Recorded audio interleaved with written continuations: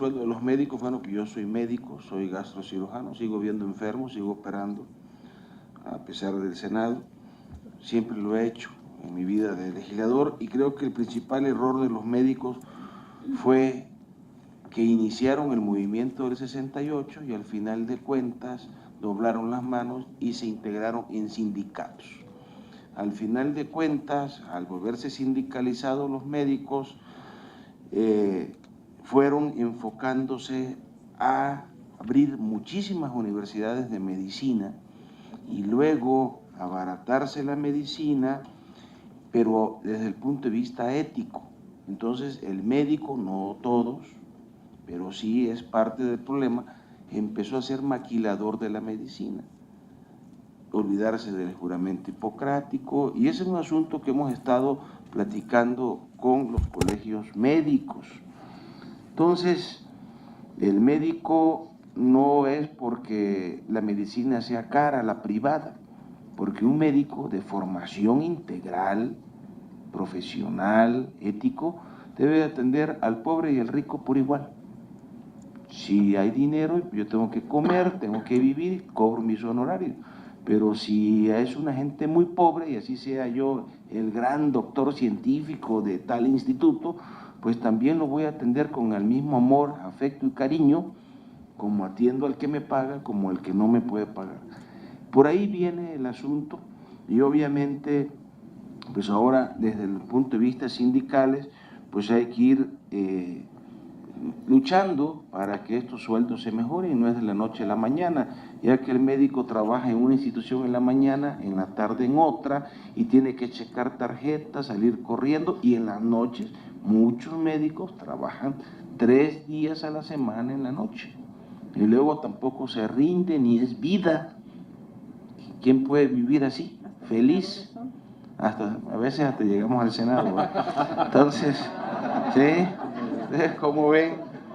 Pero bueno, ese sería mi comentario. Y sobre la medicina controlada por los derechohabientes, el amigo sobre los medicamentos, no sé si el doctor Armando nos podría explicar esto de comentario de 42 medicamentos del Seguro Popular que se retiraron, en fin. Doctor, Eduardo, ¿sí? Sí, si me permite, senador, abordaría la pregunta de Adrián Quirós y la de Alejandro Ibarra. La primera pregunta del señor Quirós era si estábamos moviéndonos o no a medicina centrada en el paciente, y la respuesta es sí. De hecho, se habló de portabilidad y también se habla de la continuidad. Los pacientes, sobre todo ahora con la prevalencia de enfermedades crónico-degenerativas, van migrando de espacios de atención, pasan del domiciliario al comunitario, a la atención de primer nivel ambulatoria y por supuesto a la hospitalización, y lo que se necesita son instrumentos que vayan siguiendo al paciente para evitar descontinuidades o faltas de atención. Uno de los instrumentos es el expediente electrónico, que va acompañando al paciente para evitar dobles pruebas y por supuesto que se encuentre con la información más confiable y en línea de todos los padecimientos y problemas de salud, y otra serie de intervenciones, por supuesto sacar extramuros muchos de los temas que se atienden de mejor manera en otros ámbitos, sobre todo en el hogar. Los cuidados paliativos, es trabajo asistencial en las crónico-degenerativas y aún en algunos otros padecimientos más complejos. En la medida que se deshospitaliza, se centra la atención en el paciente, y creo que ese ha sido un movimiento que se ha visto recientemente en los sistemas de salud, y todas las reformas apuntan, por supuesto, a este tipo, sobre todo pacientes no agudos, crónico-degenerativos.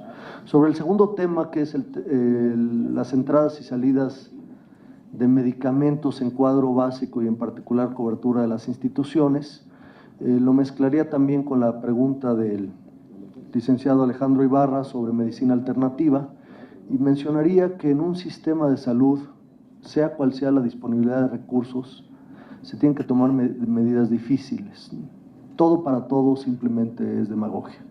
Hay que escoger las intervenciones más costo efectivas, y eso hace que todos los cuadros de intervenciones, incluyendo medicinas, tengan que ser dinámicos. Los precios de las medicinas van cambiando conforme se introducen versiones genéricas de los medicamentos de patentes y conforme la tecnología va cambiando. En ese sentido, todo lo que demuestra costo-efectividad, es decir, el mejor resultado de salud por la inversión del recurso es lo que debe ser parte de la cobertura, y lo que va perdiendo costo-efectividad es lo que debe empezar a suplantarse.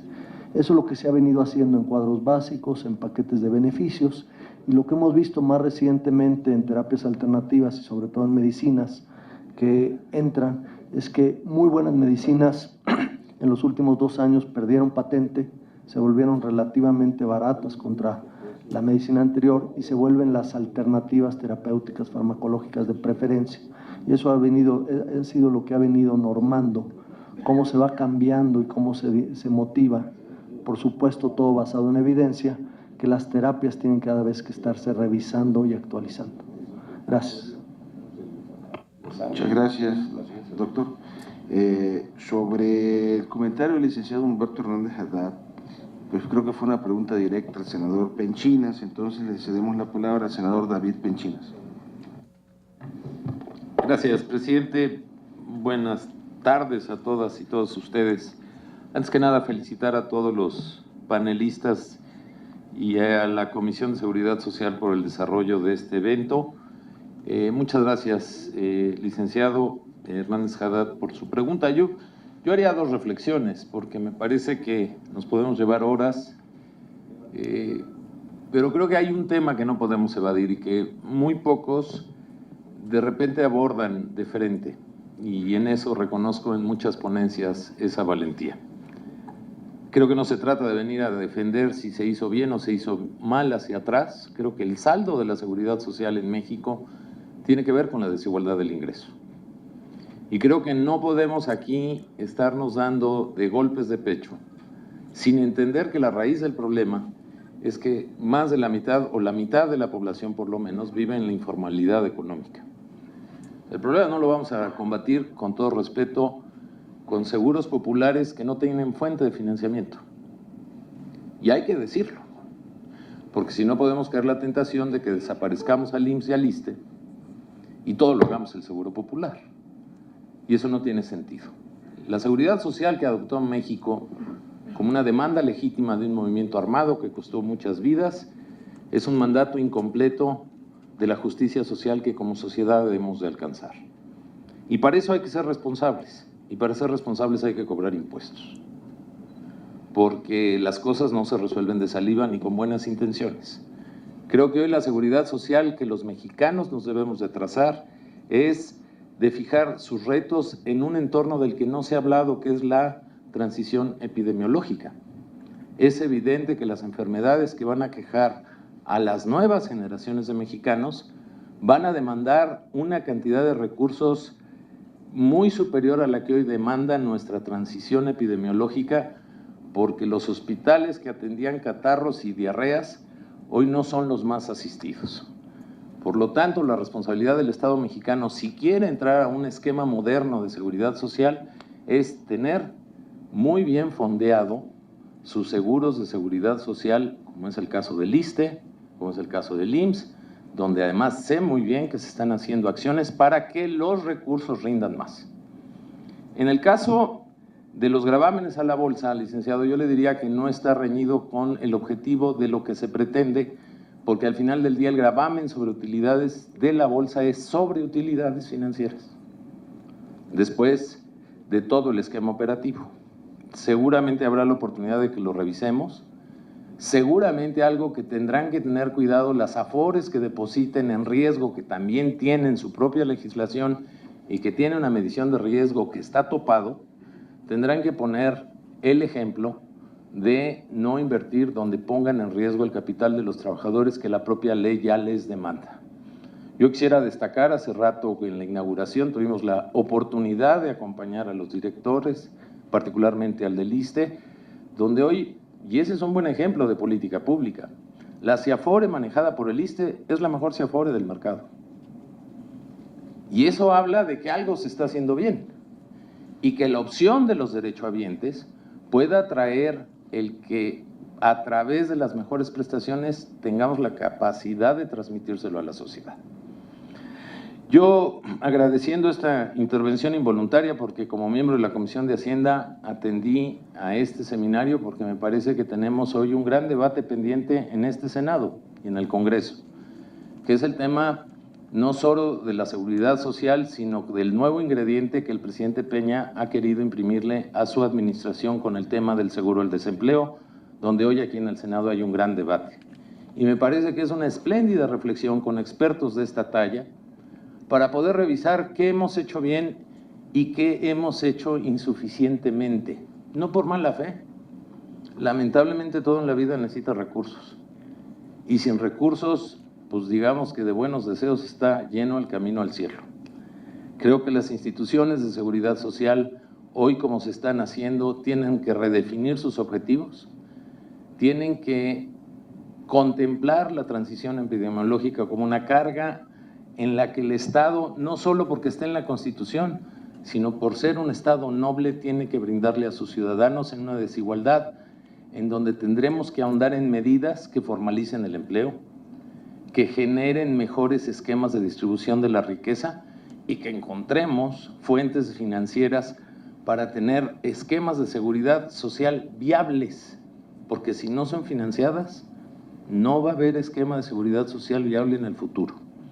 Yo le agradezco mucho al presidente esta oportunidad, agradezco la pregunta, no pensaba hablar esta mañana y les felicito al señor director del ISSSTE, al señor subsecretario, al señor secretario de Salud del Distrito Federal y a los integrantes de esta comisión por la espléndida oportunidad que nos dan en un debate inconcluso que espero que esta legislatura con seriedad, sin demagogias, sin justificar lo que se ha hecho bien o mal hacia atrás, sino tomando la experiencia de lo que se ha hecho, podamos mejorar este país y podamos ver a nuestros hijos a la cara como la generación del futuro.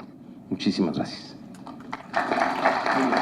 Gracias, senador David Penchina. Yo creo que el doctor Agüed nos puede ilustrar sobre lo que decía el señor Alejandro Ibarra de la UNAM, sobre la salud alternativa, mencionó el agua de mar. Entonces, ¿algún comentario sobre eso? Sí, como no, gracias, doctor. Primero, sujetos, dice el personal de salud. En la propuesta es homologar sueldos, prestaciones, capacitación, ascensos, que el personal de salud se fortalezca en todo el trabajo, en la posibilidad de mejorar económicamente, en capacitación y buscar mejores posiciones. En cuanto al tema de VIH-Sida, sin duda la participación ciudadana debe ser escuchada, por supuesto que comparto esa visión. Medicina alternativa. Nosotros tenemos en la Ciudad de México una clínica de medicina integrativa con acupuntura, homeopatía y fitoterapia y herbolaria. Nos ha dado muy buen resultado, esa es una posibilidad real. Obviamente hay que cuidar mucho otro tipo de medicinas curativas, entre comillas, ¿no?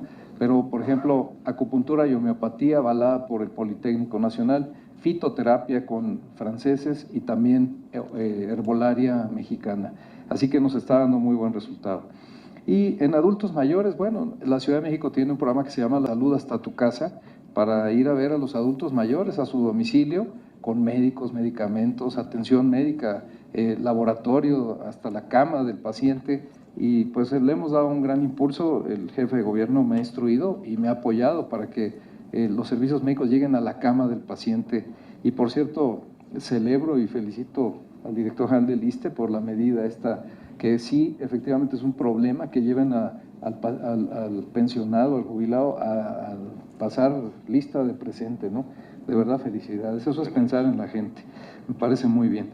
Y bueno, quiero simplemente cerrar diciendo, nosotros los médicos y el personal de salud fuimos educados para curar enfermos, no para mantener sanos. Y esa para mí es una deformación. Y la población solo acude al servicio médico cuando se enferma, no para mantenerse sanos. De no cambiar esto, pues podemos seguir construyendo más clínicas, hospitales y recibir más enfermos y hacer más terapias intensivas y el dinero no alcanza. ¿Qué necesitamos? Crear una cultura en salud, una corresponsabilidad en la gente, pero para ello, y lo propuse, incorporemos la materia de salud obligatoria en las escuelas. Debería de ser la materia número 1, no porque sea nuestro tema, pero ¿qué hay más importante de educar a un ser humano que decirle cómo es su cuerpo, cómo mantenerlo, qué riesgos tiene, cómo cuidarse?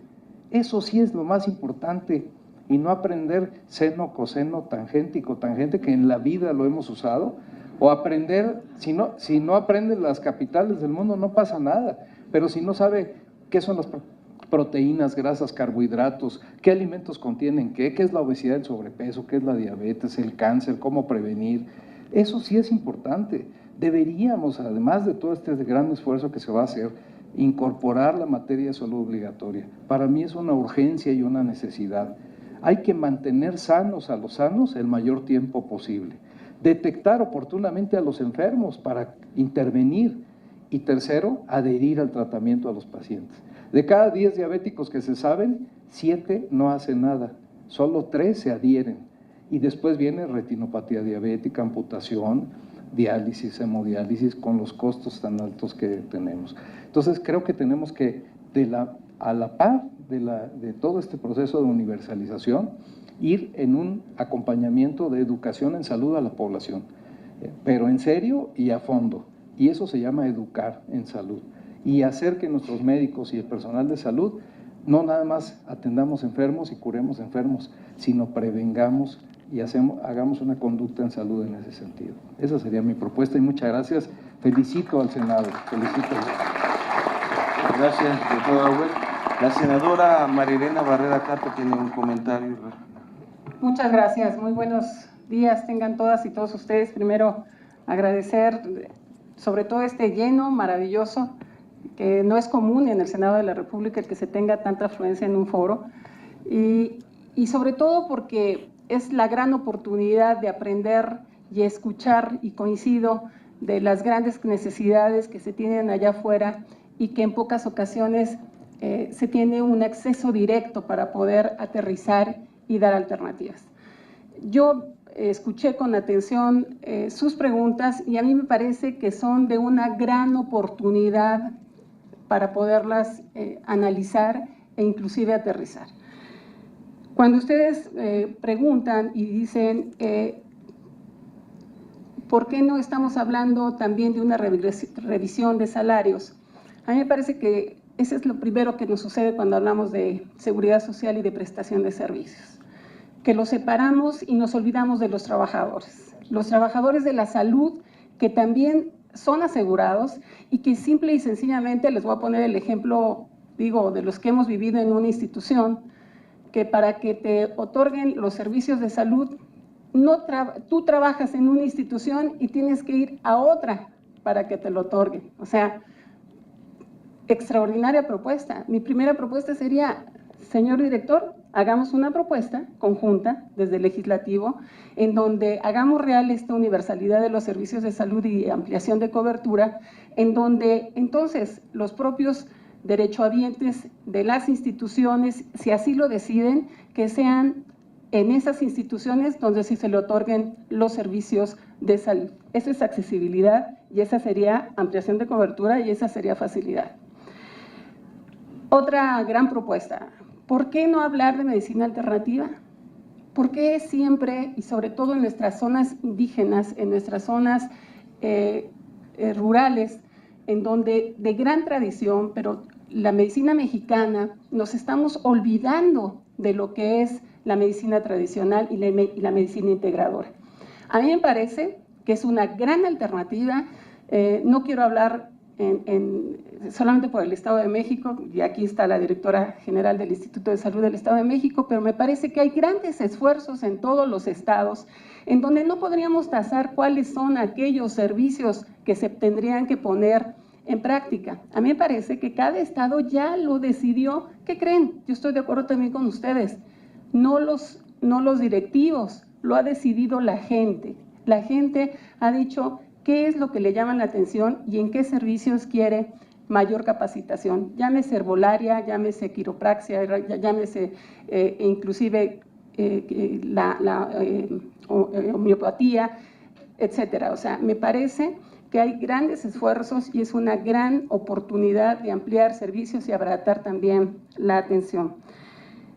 Por último, solamente quiero también comentar que no tan solo otra extraordinaria participación, dicen, ¿por qué no pensar en la gente? Y la sumo porque me dicen a los viejitos, ¿cómo hacerlos esperar 4 o 5 horas y no pasa nada? O sea, hasta 6 horas tienen que esperar para dar la atención médica. Me parece extraordinaria el anuncio de nuestro director general del ISSSTE, pero sin embargo, a mí me parece que también tenemos que, lo que estoy escuchando es que tenemos que hacer una revisión de cómo se están ofertando los servicios de salud, en qué horarios se están entregando.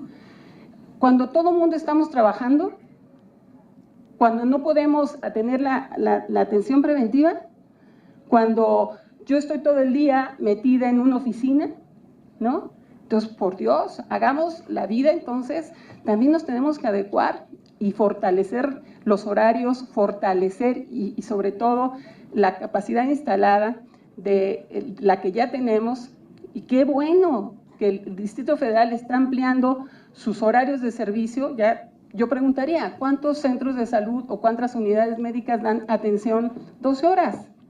¿O cuántos de ellos las dan diversificada?